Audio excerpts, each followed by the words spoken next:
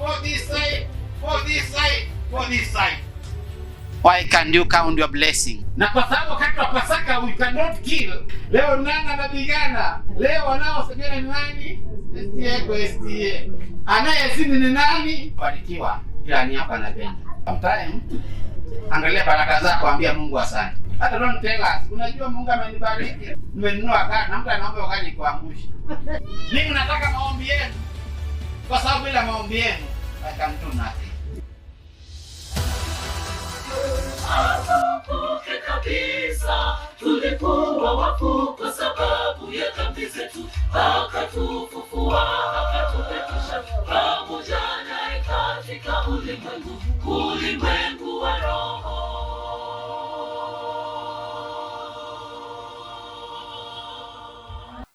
Wangapi pamoja nami wanasema asimame? Karibu pastor. Bwana asifiwe. Amen. Now the topic today is stop fighting. Acha kupigana. Mwache kupigana. Mwache kupigana ndio somo la siku ya leo. Takuwa nakomea watu wawili. Na ninaacha watu wawili ambao ni watu wa nguvu sana katika mielekeo ya imani. Mtu wa kwanza ni Musa. Mtu wa pili ni Petro. So, hao ndio watu tutaongea juu yao siku ya leo. Peter and Moses. Kumbuka, somo ni stop fighting. Wacheni kupigana. Tuombe. Baba wa mbinguni, tunakualika katika ibada hii sasa hivi. Ukaondoe vikwazo vyote vya yule muovu, ili ukatupe nafasi ya kusikia neno lako katika njia mwafaka. Kwa jina la Kristo Yesu tumeomba. Amen. Musa alifikiri kupigana ndio itaokoa Israeli.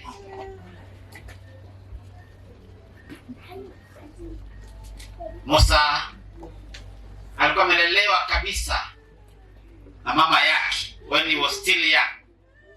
Mama yake akamlea na kumwambia, wewe sio Misri bali wewe ni Mwebrania. Akamwambia, wewe ni mtoto wa watumwa. Hata kama utaishi kwa nyumba ya Farao, hata kama utakaa kwa palace maisha yako yote, lakini jambo moja ulikumbuke, you are a son of a slave. Na kwa hivyo Musa akaishi akijua yeye ni mtoto mtumwa. Akapewa maisha yote mazuri ya Misri, akakula vizuri, lakini neno moja alikumtoka, ni mtoto wa mtumwa. Wakati mwingine alipokuwa anaangalia akiona ndugu zake na dada zake wakisumbuka, alikuwa anauliza swali moja, when shall I be empowered to deliver them? Kamaliza shule, kaenda shule ya upili, kaenda chuo kikuu, eventually akaenda masters and he graduated with a PhD.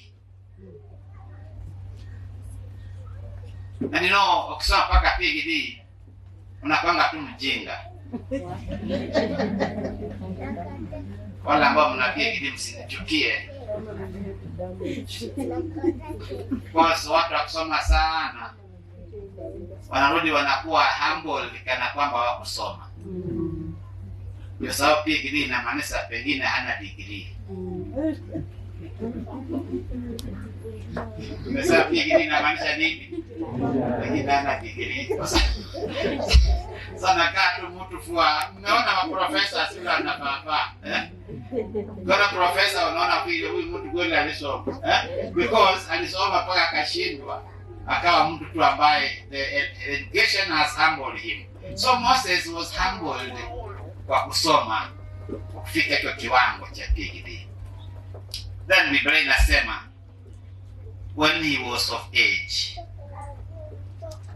alipokuwa mtu nini mzima, akaamua ya kwamba sitaendelea kukaa katika nyumba ya Farao, ni kila mazuri ya Misri hadi ndugu zangu wanaumia.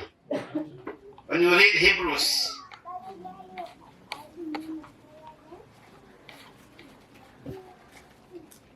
Bwana asifiwe. Unaelewana? Labda nyinyi mnafikiria hii maneno nasema siyajui. Lakini kusoma Hebrews inakwambia kwamba when he was of age, kwa Waebrania 11 mstari wa 24. Usome pale. Neno la Mungu linasema, kwa imani Musa alipokuwa mtu mzima, akakataa kuitwa mwana wa binti Farao. 25. Akaona ni afadhali, alipokuwa mtu mkubwa akakataa kuitwa mwana wa binti nani? Farao. He made a decision ya kwamba from today, kwa sababu alikuwa ameitwa jina the Pharaohs, mtoto wa binti wa nani? Farao. Baba yake alikuwa nani? How can Pharaoh, daughters of the daughter of Pharaoh, have a child without a father? So hilo likamkera, kwa naona watu wana baba zao, lakini yeye anaitwa mtoto wa binti wa nani? Wa Farao. So ndiye alisema nimekataa kuitwa mtoto wa binti wa nani? Wa Farao. Kwa hiyo akaamua moyoni mwake nini? Akaona ni afadhali kupata mateso pamoja na watu wa Mungu. Akaona ni afadhali kupata mateso na watu wa Mungu kuliko kujifurahisha katika dhambi kwa kitambo, ambazo ni za kitambo. He saw this life, yes, is good. Hello church. Yes. Aliona raha ya kuwa palace ni nzuri. Aliona kuitwa mwana wa binti wa Farao ni mzuri.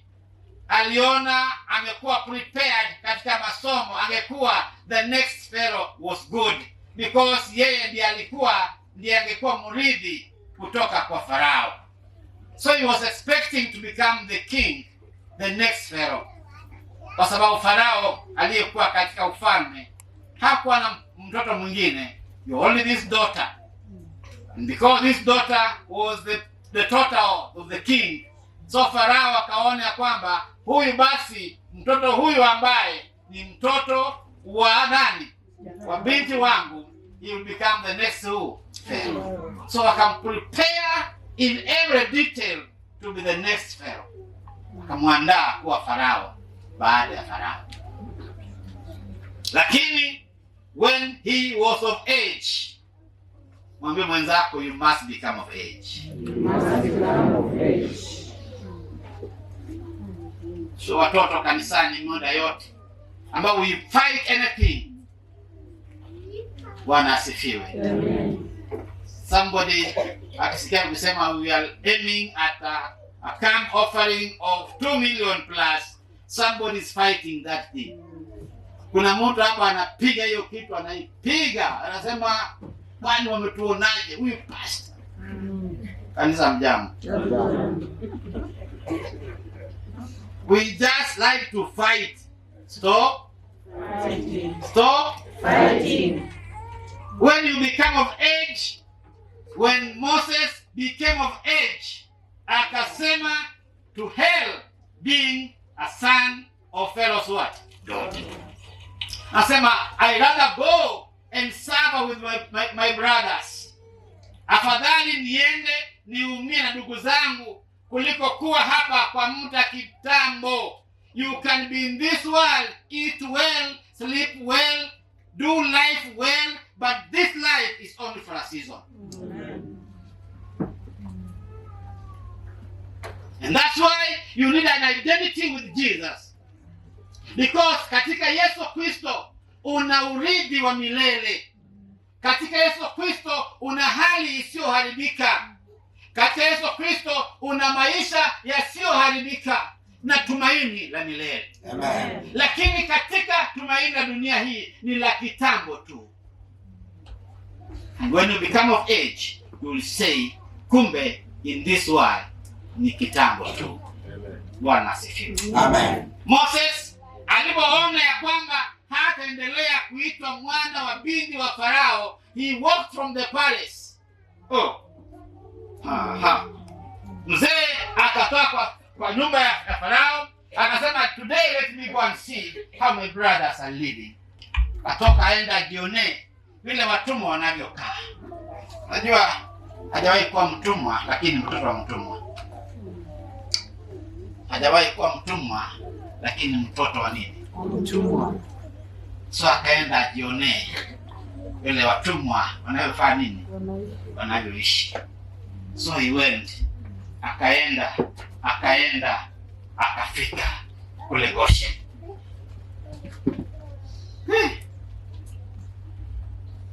Exodus, are you there? Yes. Chapter 2. Are we together? Yeah. Verse 11. Neno la Mungu linatuambia katika Kutoka 2:11. Yes. Hata siku zile Musa alipokuwa mtu mzima, akatoka kuwaendea ndugu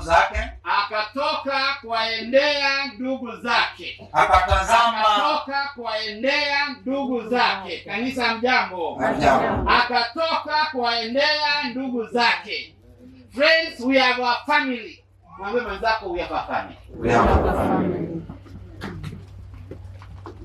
And so he left a foreign family and he went to his family. Akaondoka kwa familia ngeni na akaenda kwa familia yao. Amen. Akaondoka kwa ndugu wageni, akaenda kwa ndugu zake. Amen. Mwambie mwenzako, you must have your brothers. That's why nikiwa hapa mimi sina shida. Because I have a brother and a sister here. Amen. I'm not worried because niko miongoni mwa ndugu zangu. Ndugu zangu, Bwana asifiwe. Akaondoka kuwaendea nani? Ndugu zake. Anza kuona mwenzako as your brother. Muone mwenzako as your sister.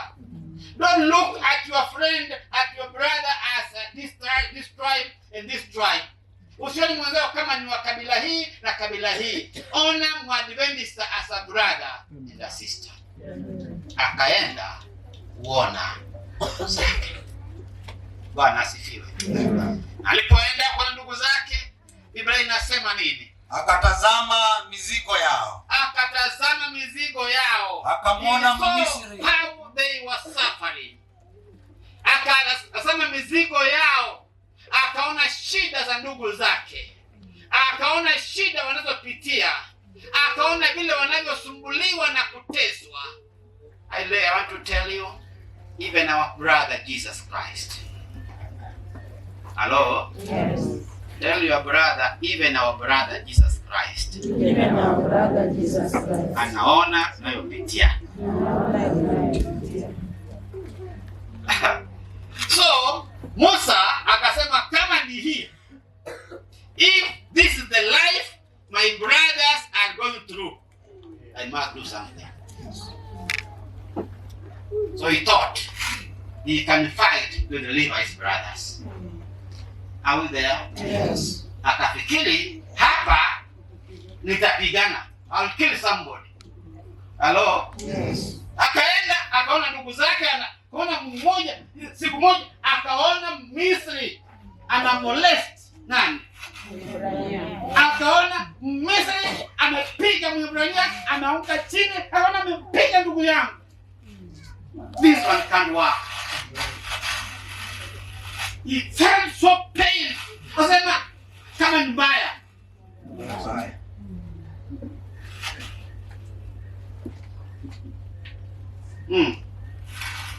Soma msomaji. Akamwona Mmisri anampiga Mwebrania. Akaona Misri anampiga Mwebrania. Mmojawapo wa ndugu zake. Ngoja. Mmojawapo wa nani? Wa ndugu zake. Haja nyinyi wa Adventista mimi mnanishinda. Nyinyi ndio mnapigana. Unapata Mwadventista anapiga Mwadventista mwenzake. Unapata MSD anasengenya mwenzake kwa basi na kwa matatu. Hao ndio anapigana. Unakwenda madam so and so. Masi yako mama amefahamu kwa matatu.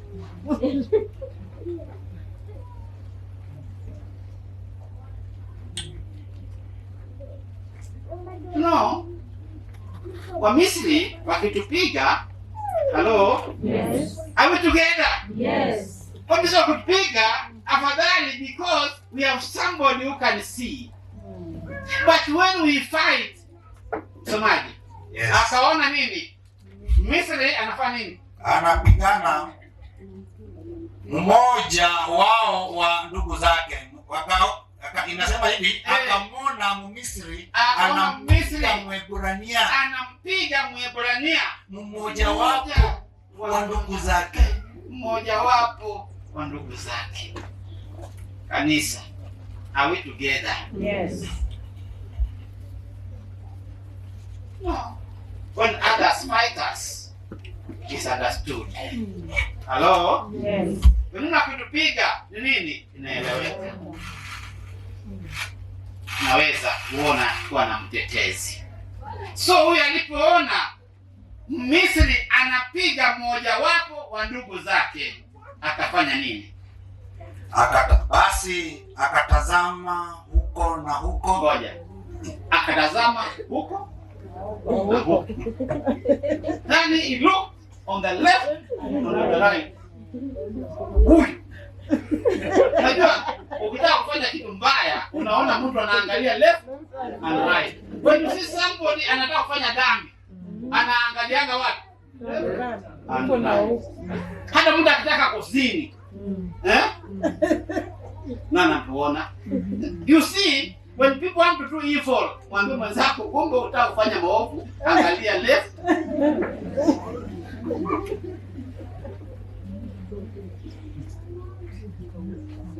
Kanisa mjama. Hakuna dhambi mtu anafanyanga bila kuangalia. Naangalia huku na nini? Na huku. Alipoona ya kuwa hapana mtu. Alipoona hapana nani? Mtu. Ndugu zangu, usiangalie huku na huku. Kweli hautaona mtu, lakini kuna Mungu. Amen. Mbona hapo angalia juu? Angalia juu, Mungu.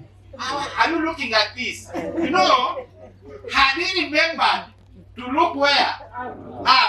And goes Mungu, have you seen this? Because later on God will tell him, I've seen. Are we together? Yes. Because baadaye Mungu alikuja akamwambia mimi nimeona shida za watu wangu. Sio wewe, nani alikuambia uone? Musa akaona huku, akaona huku na akasema mbaya ni kama ni mbaya. Akampiga Mmisri. Akapiga Misri. Akapiga Mmisri yule. Akampiga ndani ya mchanga. Akaua na kuchimba kaburi mwenyewe bila kusaidiwa. Ni Moses was a boy. Hakuwa mtu amekula chakula ya Farao. Ametenga misuli. He doesn't care. Kofi moja pa umeenda. Na ukikaguya anachimba kaburi mwenyewe na nakuzika. Na kazika Misri na akaenda. Karudi palace. Ndio. Anajua mimi niko. Anarudi wapi? Anarudi wapi? Palace. Sema watajua. Wajui. Musa alifikiri kwa kupigana atakomboa nani? Israeli. So he went back to the palace. Hello? Yes. Then what again? Akatoka siku ya pili. Kumbe siku ya pili itafika. There is always a second day. Kila wakati kuna siku ya ngapi? Akatoka siku ya pili, natazama watu wawili wa Ibrania. Akapata ni watu wawili wa Ibrania. SDA kwa SDA. Yes. Sasa nilikuwa PhD na leo akapata ni SDA na nani? SDA.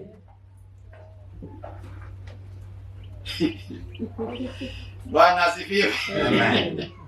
Leo nani anapigana? Leo wanaosema ni nani? SDA kwa SDA. Anayezini ni nani? SDA. Najua si mwaka jana mlisikia yule mzee alitunga mzee mwenzao kwa pulpit. Alisema huyu mzee amechukua Biblia muda mrefu. Mimi tena Biblia na kisu ndani. Hiyo ni hadithi mnajua, si geni. Sawa sawa? Yes. So hata hiyo ni ya mwisho. Unajua wazee nao pia mshike adabu. Kuna watu wamenoa visu. Watawaunda.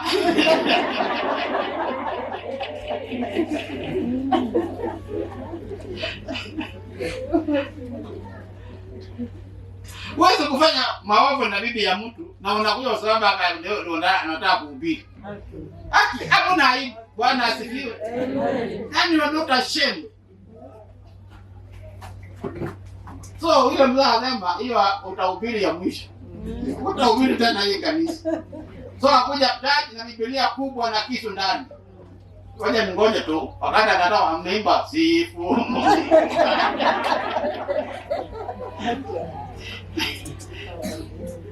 Wewe kwa anasumbua bibi yangu na nakuja sifu Mungu wa neema. Leo tutaonana uso kwa uso. And that's what he did.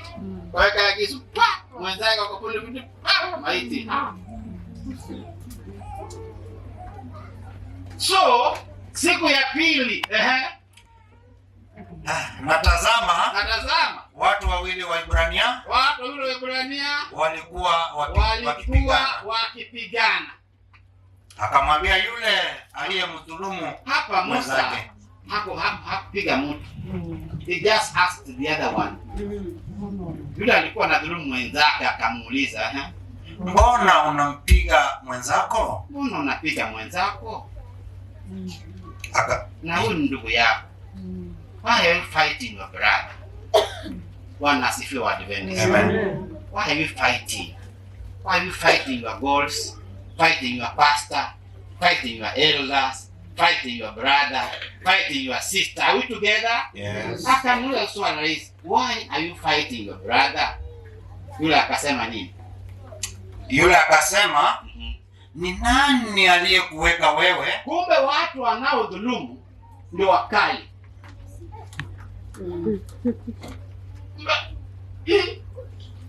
Nani? So,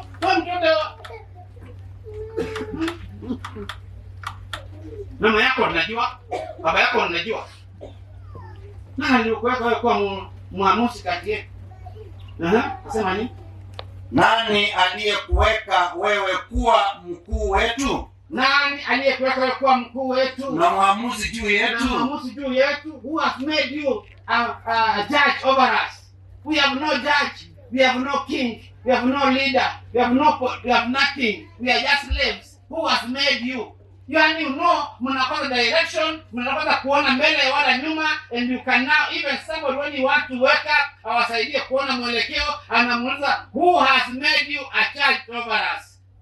Then yeah. Wataka kuniua mimi kama ulivyomuua yule Misri? Musa. Ngoja kidogo. Mwambia umezoea. Unataka kuniua? Wewe uliua jana nani? Jaribu. Najua wanaoshitaki wa Adventist na wa Adventist wenzao.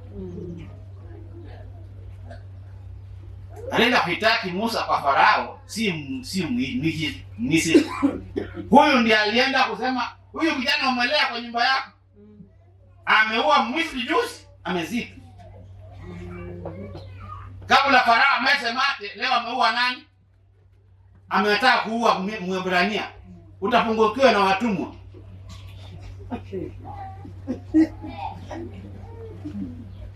Musa aliposikia kumbe hii mambo imeenda mbali, the program yake ya kudeliver Israel came to an end.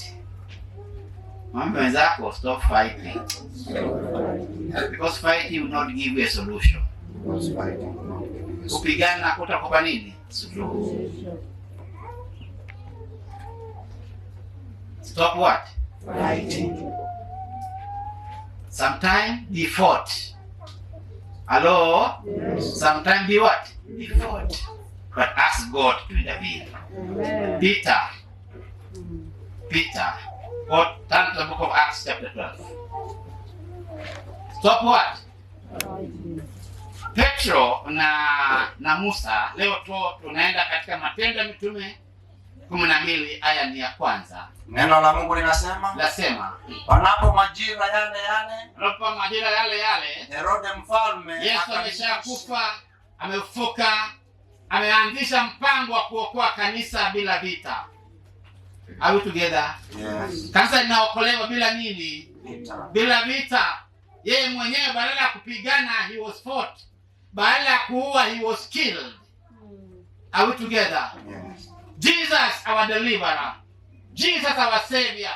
Instead of being killed, instead of fighting, the Creator, instead of fighting for us, he was fought. Instead of killing the devil, the evil people, he was killed. Are we together? Badala ya kuua waovu, yeye ndiye alifanya nini? Aliuawa.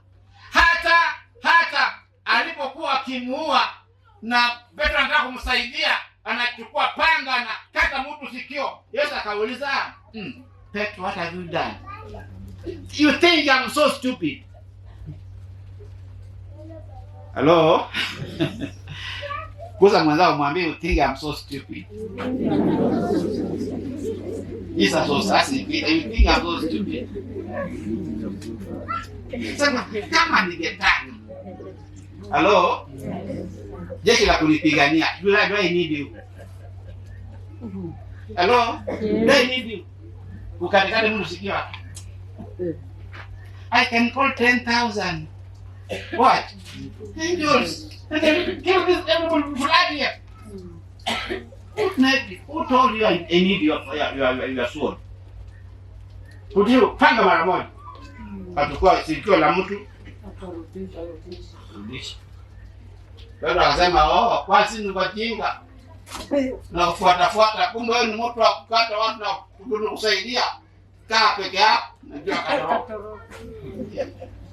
So in this time kukawa Yesu ameshamaliza vita vyake, it was only to come as a lamb to offer himself, die for us, and then after that the church has to go conquering without war. Hallelujah. Amen. So the enemy of the church, maadui wa kanisa, wakaanza kulipiga. Herode, soma msomaji. Mfalme akanyosha mikono yake. Mfalme sasa akanyosha mikono yake kuwatenda mabaya baadhi ya watu wa kanisa.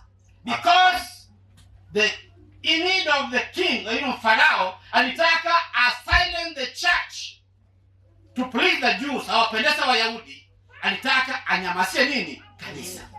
Kwa hivyo akaanza kunyosha mkono wake juu ya kanisa, akaanza kuliudhi kanisa. Alafu akamuoa Yakobo, akachukua Yakobo, ndugu wa nani? Ndugu yake Yohana. Listen, Herode akachukua Yakobo, ndugu yake ya nani? Yohana, akaua. He killed him. Na akiona ya kuwa imewapendeza Wayahudi, na alipoona ya kwamba kuuliwa kwa Yakobo imependeza nani? Wayahudi. Akaona kumbe nikiendelea kuua I will please the Jews, ndio apendeza Wayahudi sana. Are we together? Sometime when the church was getting blessings, likianza kuinuka, likianza kupanuka, the so-called Wayahudi now walikuwa nalionea wivu, wanalichukia. And I want to tell you, friends, Bwana asifiwe. Usikie nao barikiwa, ila ni hapa anapenda. Sometimes angalia baraka zako, ambia Mungu asante. Hata don't tell us, unajua Mungu amenibariki. Nimenunua gari na mtu anaomba gari kuangusha. You think all the blessings ni joy kwa watu wengine. Kuna watu wanaumia because wamenunua pikipiki. Hello, Jack. Yes. Kuna mtu anaumia mtoto wake amegraduate. Na wewe unasema unajua mtoto wake amesoma mpaka amegraduate, unaambia watu. Na watu hapa kuna wengine anaomba huyo mtoto hata angegraduate. Tunaelewana lakini? Yes. So when the church was growing, ikipanuka, Wayahudi walikuwa wanaona wivu na chuki. No wonder wakati Yakobo anauawa, nani wa celebrate? Wayahudi. Endelea msomaji. Wesa akaendelea. Wesa. Bwana asifiwe. Fungua Biblia. Umefungua? Kaa hapo. Haya, endelea. Akaendelea Akamshika na Petro. Sasa unajua ameua, ngoja niwaambie. Stefano aliuawa, Mungu akanyamaza. Au together? Yes. Kuna watu wengine watakufa, Mungu anyamaza. Bwana asifiwe. Amen. Kuna watu wengine watakufa, Mungu atafanya nini? Usiulize Mungu, why have you not acted? Even some good leaders can die and God will still remain what? Silent. So when Stephen was killed, God remained what? Silent. Wakati Yakobo anauawa, Mungu akafanya nini? Akanyamaza. Just kept quiet. Never think that when God is silent, he will not act.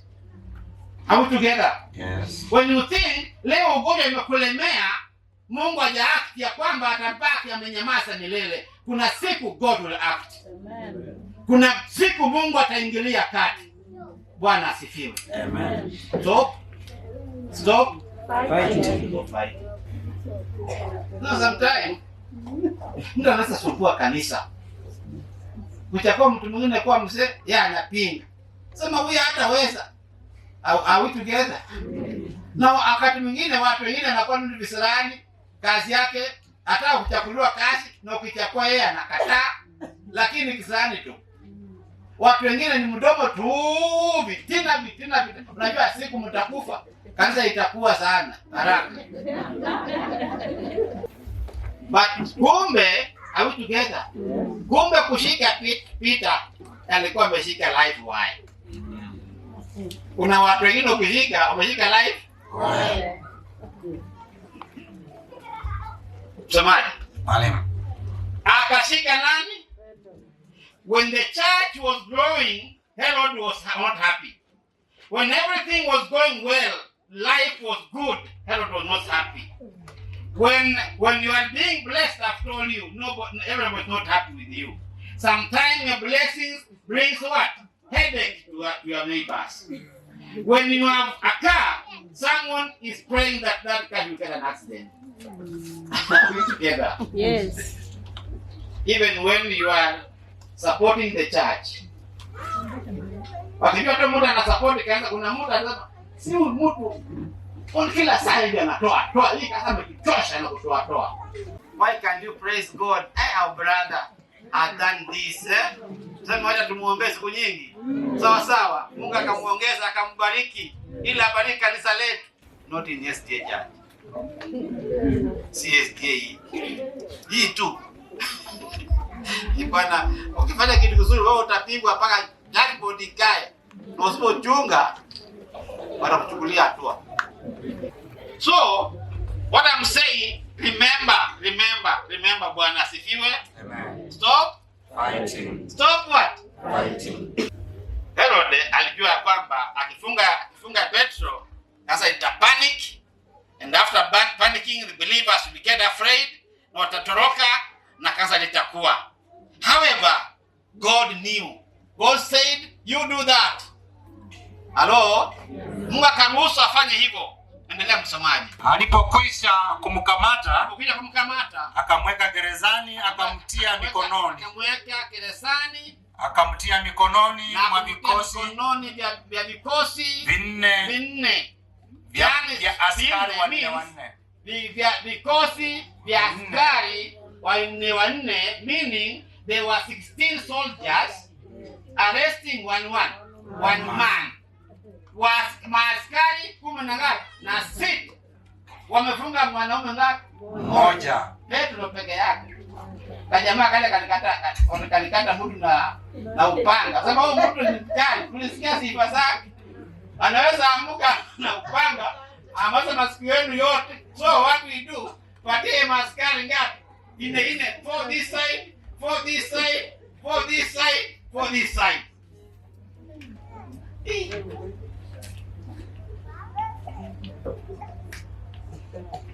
Na pia sio hiyo tosha.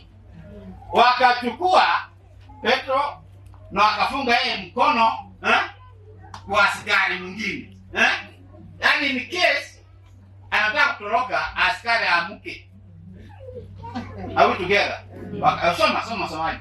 Neno la Mungu naendelea kusema wamulinde akitaka baada ya Pasaka, wakitaka ya kwamba baada ya Pasaka kumtoa na kumweka mbele ya watu. Amtoe na mweke mbele ya watu. Basi Petro akalindwa gerezani. Nalo kanisa likamwomba Mungu. Listen. When wamezuia Petro gerezani. Are we together? Yes. Wakati Petro amezuiliwa gerezani. Wakati amezuiliwa gerezani. Wakati amefungwa kwa askari. Wakati amelindwa na vikosi ngapi? 4. Hello? Yes. But the church. Hello? Yes. But what? The church. Friends, let me tell us. When things are bad, but the church. Hello? Amen. When you are sick, but let me now say, the church, when they had, Petro ameshikwa na amewekwa ndani, wakajua ya kwamba nao hii ndiyo imefikisha kanisa ya mwisho, wakasema we not call a church board. Hello? Yes. We not call a business meeting. Hello? Yes. We not call it endless council. Are we together? Yes. Wakasema we are calling a prayer meeting. When you are being fought, pray. Amen. When sickness imetishia maisha yako, but prayer. Somebody listening? Yes. When your business inaonekana inataka kuanguka, but when your family, ndoa yako inayumba, but when your children wanataka kuharibika, but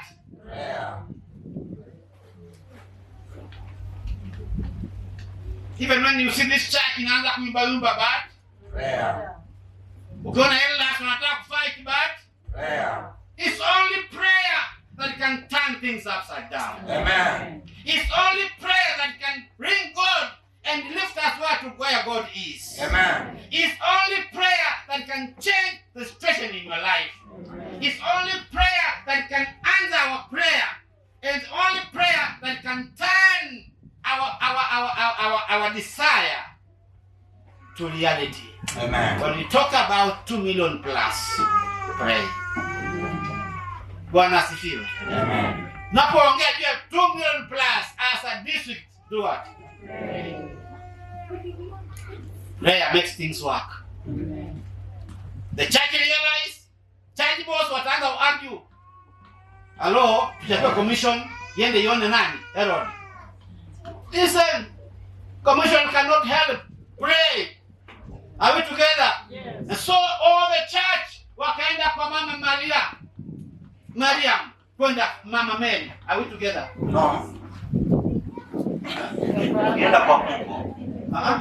Alienda kwa alienda kwa nani? Soma tu msomaji. Haya nisome. Nalo kanisa likamwomba Mungu kwa juhudi kwa ajili yake. Wakaomba Mungu kwa nini? Kwa juhudi kwa ajili ya Peter. They were telling God, if you allow this one, we are done. God, stop this immediately. You know, sometimes people can die and nobody will care. But when others die, they will be resurrected. Amen. Unajua Dorcas, yule mama anaitwa Tabitha.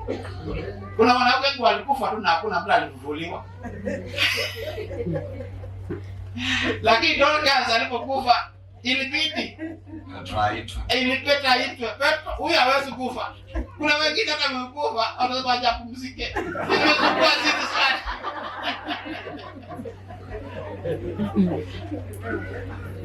So kuna watu wengine friends. Kuna watu wengine lazima Mungu aitwe. Are we together? Yes. And that's why Petro akiwa kwa shida, the church prayed. They told God, immediately act, because if you don't act, serious things going to happen. And utafanyia kanisa nini? Najua kuna siku inabidi uulize Mungu maswali. Are we together, church? Yes. Stop fighting. They didn't go to fight. Hawakuinua matawi. Hawakusema haki yetu. They prayed. Amen.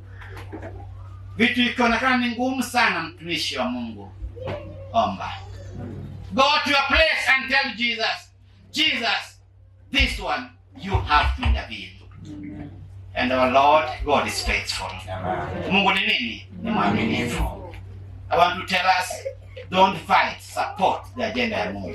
Amen. Sikia ni agenda imekuja, na agenda hii ni kwa ajili ya mission, support the agenda. Because hata usipo support, Mungu ataitimiliza. Amen. Alafu dadu utaona hiyo kitu kitimia, na uliokuwa unaipinga unasema na ni kweli.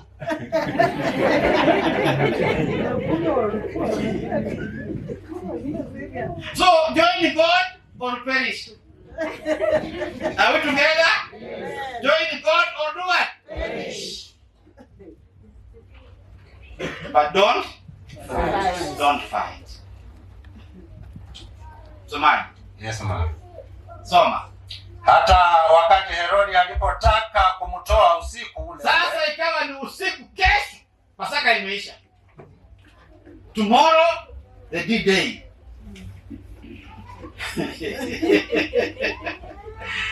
Kesho tutaua nani? Petro akajua kesho ni kifo yake. Na akajua tomorrow nitakuwa slaughtered. Kama si kwa slaughtered nitachinjwa. Ama nitawekwa kwa msalaba. Mzee wa district. Wekwa wapi? So he knew well, tomorrow I'm dying. But the goodness ya Petro. Mimi nashangaa na Petro, mtumishi wa Mungu. Wakati anajua kesho anauawa, jamaa akatoa nguo. Siku hiyo ndiye akalala kabisa. Sema akatoa nguo, akatoa viatu, akaingia usingizi. You know, when your faith is alive with God, toa nguo, lala. Bwana Yesu asifiwe.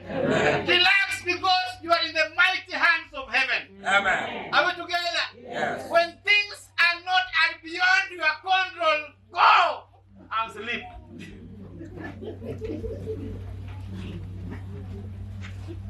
Bwana asifiwe. Nenda kwa nini? Lala. Tena lala kabisa. Sahau the surrounding, because you cannot control tomorrow. Kama ni kufa,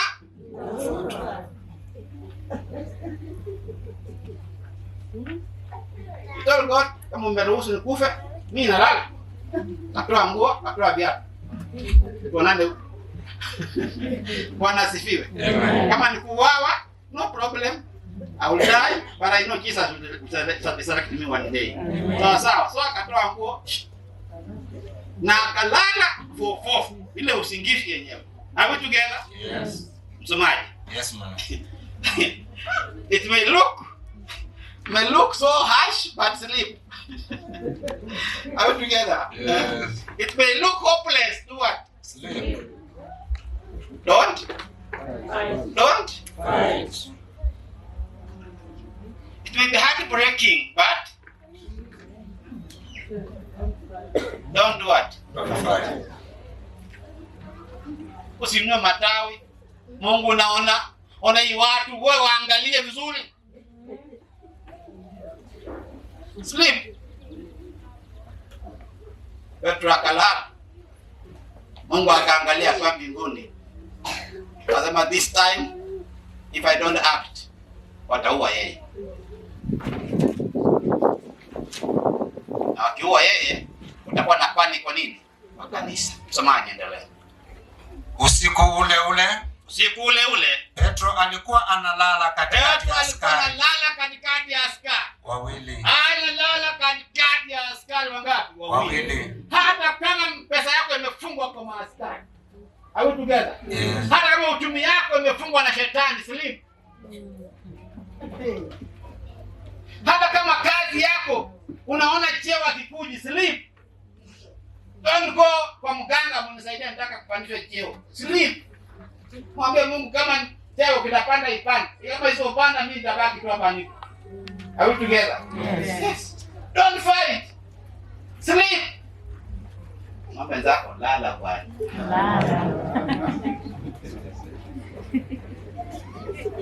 Stress itakuwa bure tu. Stress itafanya nini? Itakuwa. Sleep. Petro akafanya nini?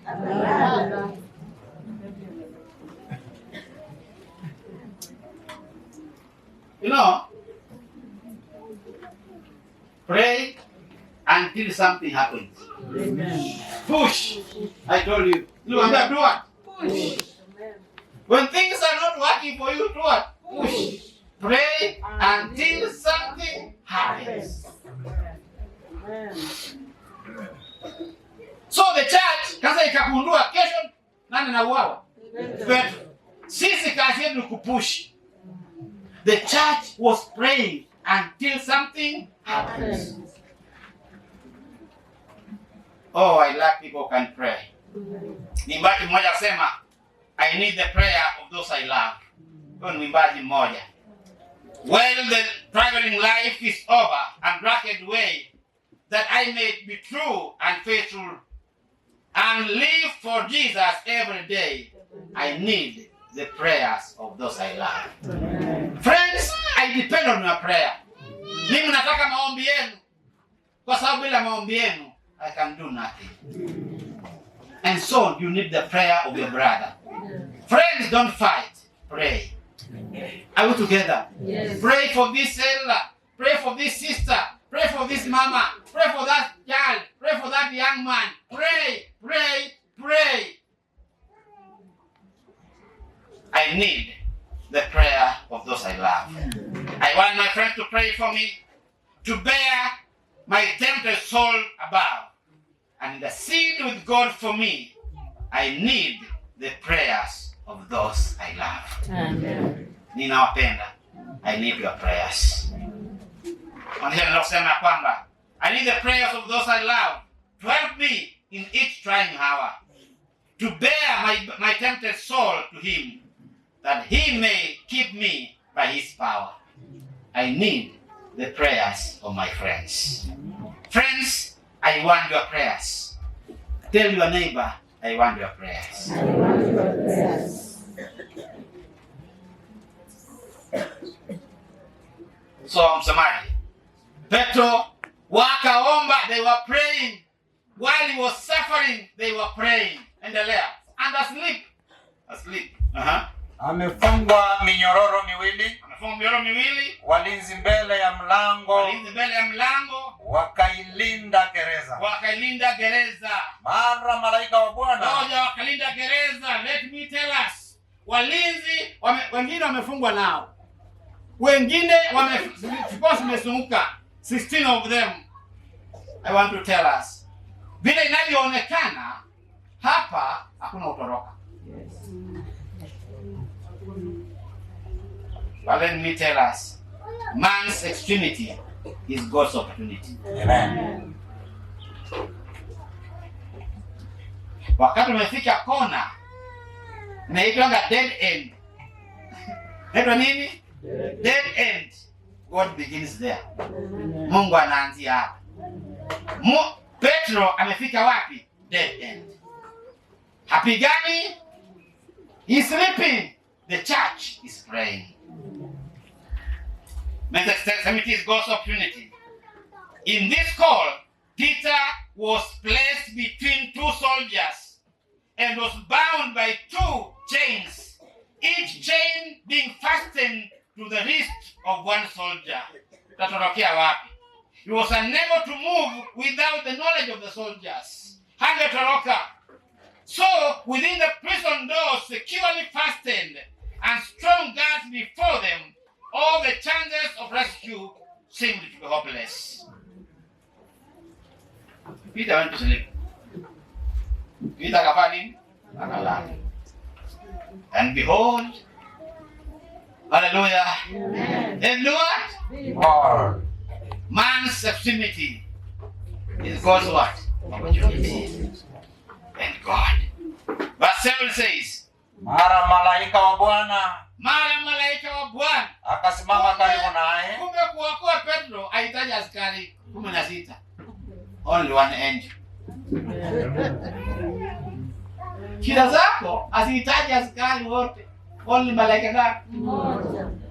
Just one prayer. Kanisa mjambo.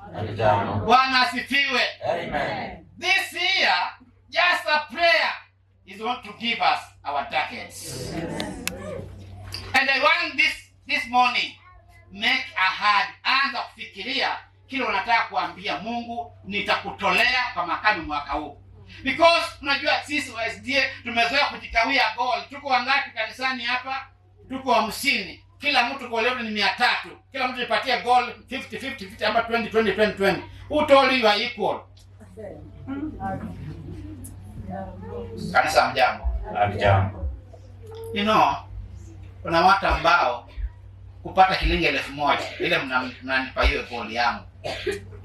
Ataenda Kipkaren 3 months ndio apate nini? 1000 kwenda kuuza ndizi. Na kuna mtu mmoja ni lunch. Ya siku moja anakula hivi lunch 1000. Analipa hapo na anatoka hotel hata hajashiba vizuri. So unapowaambia watu kila mtu 2000 ya sadaka ya makambi. Are you serious? Nauliza, are you serious? Paka watu wanasema okay, hiyo kanisa stand paka makambi yaishi. Tawaachia hiyo kanisa paka makambi yakisha, utane mwezi wa 9. Hello? Why can't you count your blessings? Are we together? Why can't you count your what? Your blessing. And today make a covenant with God that this year I want to do this. Nataka unipe hii, mimi nikutolee kama sadaka ya makambi.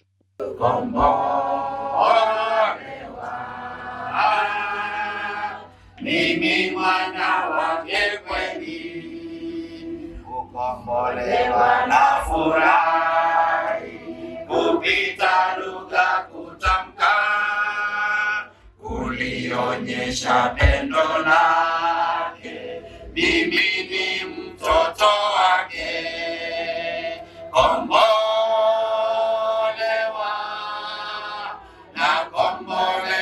na damu ya Yesu, kombolewa, mimi mwana wake kweli, hatua taji imewekwa, mbinguni tayari kwangu, muda kitambo atakuja, ili alipo niwepo,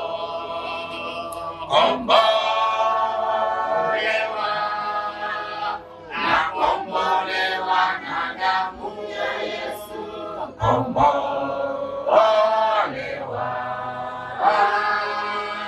mimi mwana wake kweli. Kami Petro anaimba hiyo wimbo, anasema ni hivi, nimekombolewa. Anasema sasa ninajua taji imefanya nini. Kama hawakuniua leo, taji imefanya nini? Kama hawakunichinja leo, taji imefanya nini? Na ninajua imewekwa mbinguni tayari kwangu, muda kitambo atafanya nini? Ili alipo niwepo. So friends, stop fighting. Stop fighting. Umewekewa taji. Uzimwa nini? When you give now, give tomorrow, give the other day, taji imefanya nini? Somaji. Yes. Soma.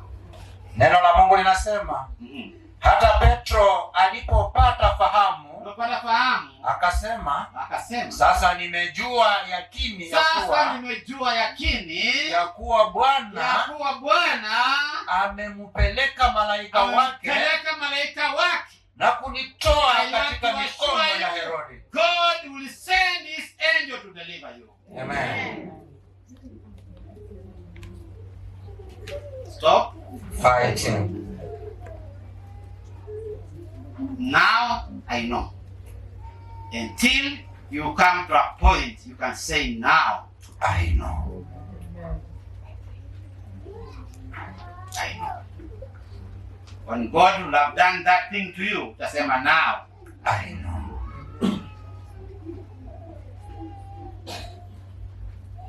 Sasa akaelekea kwa nani? Kwa Maria. Naendelea msomaji. Neno la Mungu linaendelea kusema na katika kutazamia kote kwa taifa la Wayahudi. Uko verse? Niko verse 11 mwisho. Naenda verse 12. Na alipokuwa akifikiri haya, akafika nyumbani kwa Mariamu mamaye Yohana ambaye jina lake la pili ni Marko.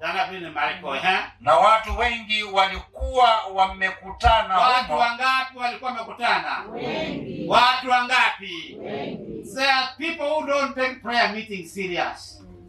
There are times when we have to be all of us in prayer meetings. Watu wengi walikuwa wamekutana kwa hiyo nyumba. Wakifanya nini? Wakiomba. Endelea. Naye alipobisha kilango cha lango, kichakazi jina lake Roda, watu walikuwa wanaomba, Mungu fungulia Petro. Mungu fungua Petro. Mungu fungua Petro. Kichakazi kikasikia footsteps. Mtu anakuja. Are we together? Yes. Kichakazi kinaitwa Roda. Yes. Akaja kusikiza. Akaja kwa mlango akasikiza. Alipoitambua sauti ya Petro, hakukifungua mlango. Akarudi ambe, stop praying.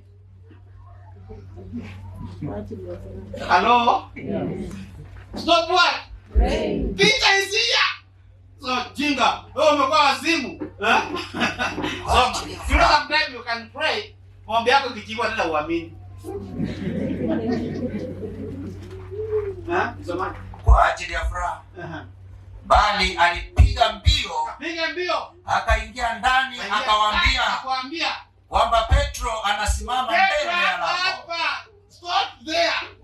Wacha hapo. Maombi imejibiwa.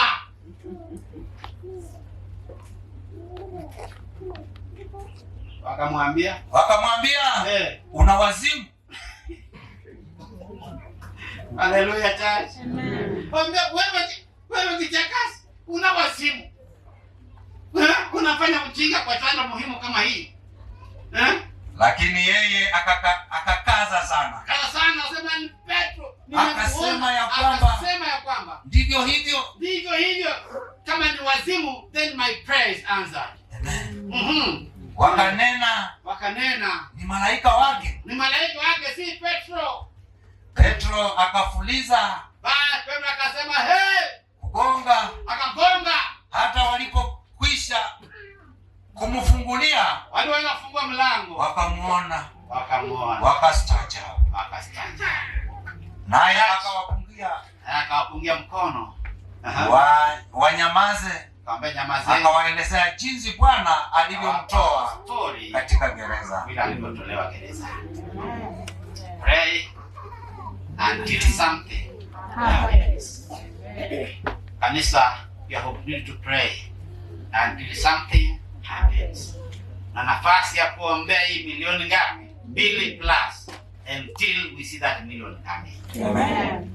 Si ajabu kuna makanisa sasa imeanza kutoka milioni, that single church imeanza kwenda 2 million. Might talking. Yes. 2 million. So we Central last year ilienda 2 million kama offer kanisa ngapi? Moja. So people are serious with their God, and I know everywhere God has his people. And his people are hapa ni Makanda district. Sawa, who can make a difference for the mission of God. So, believe this God. Jesus said, believe my Father and believe in me. Sawa. Amini huyu Mungu na mniamini mimi. Stop what? Fighting. Tuamini kama Mungu anaweza tenda. Nataka kuomba kama wewe moyoni mwako inakwambia you need to make a pledge with God in your own heart. Sema uje uandike hapa. Wewe mwenyewe utajua unataka kutolea Mungu sadaka kiasi gani. Unajua kile ambao kanisa lako linapewa. You know your church Mbagala. You know your church wapi? Makanda Main. Your church New Life. Your church Flyover. Your church Maemas. My church Mwamba. Your church Neema. You know your churches. Sindio? And so the goal you have, you know the part you are going to play in that goal. Hallelujah. Simama waambie Mungu, what I want to play to give me. In your heart.